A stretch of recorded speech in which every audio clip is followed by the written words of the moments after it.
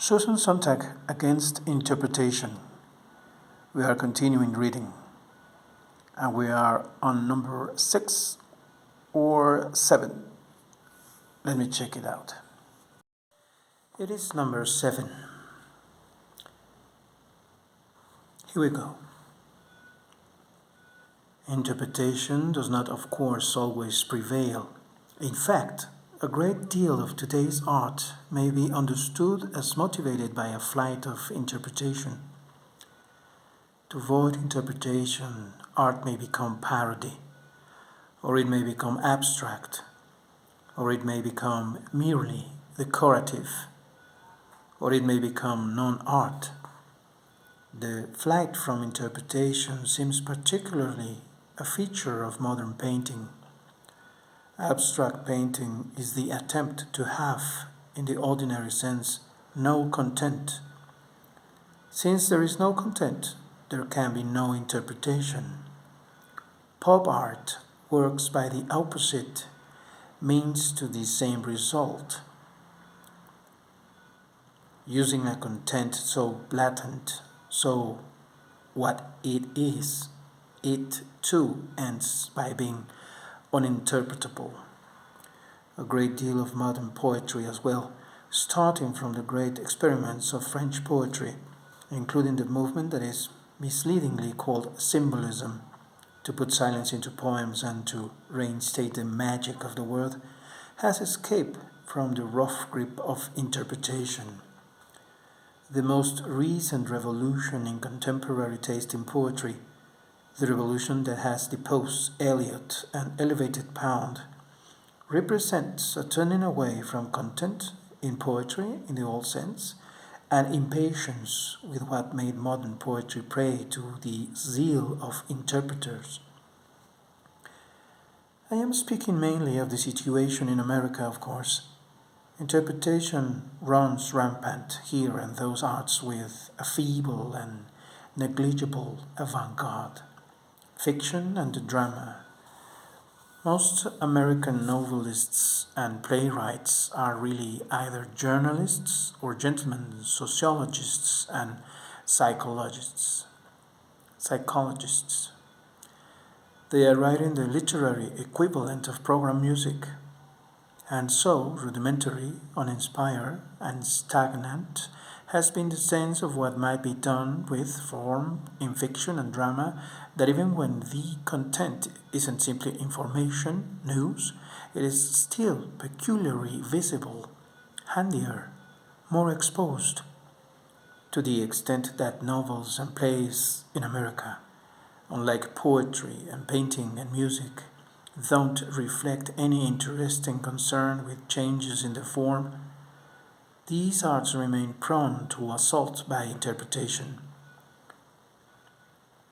But programmatic avant-gardism, which has meant mostly experiments with form at the expense of content, is not the only defense against the infestation of art by interpretations. At least, I hope not.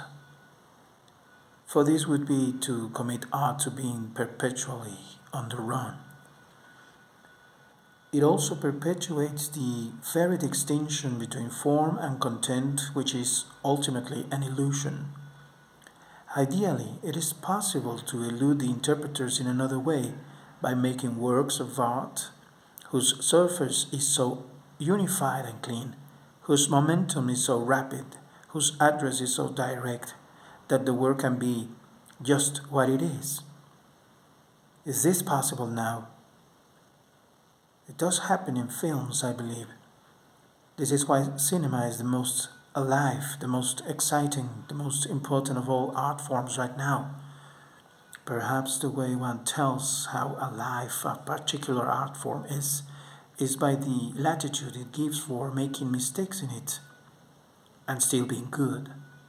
For example, a few of the films of Bergman, though crammed with lame messages about the modern spirit, thereby inviting interpretations, still triumph over the pretentious intentions of the director.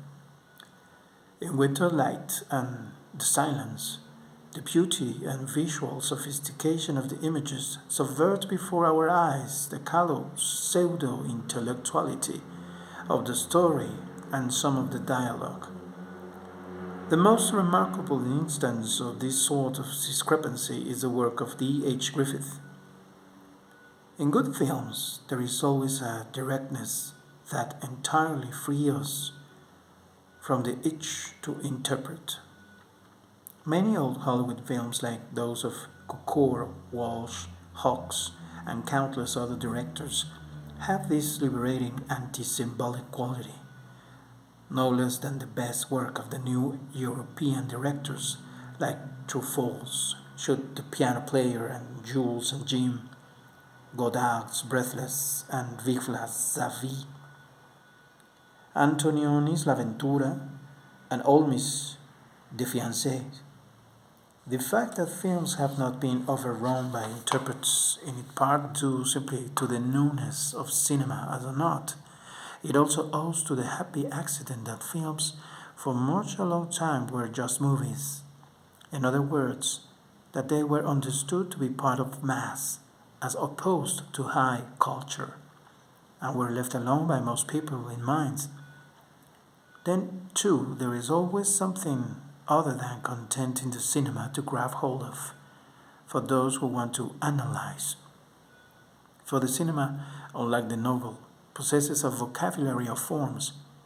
The explicit, complex, and discussable technology of camera movements, cutting, and composition of the frame that goes into the making of a film.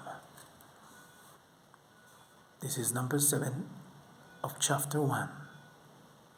Against Interpretation, Susan Sontag.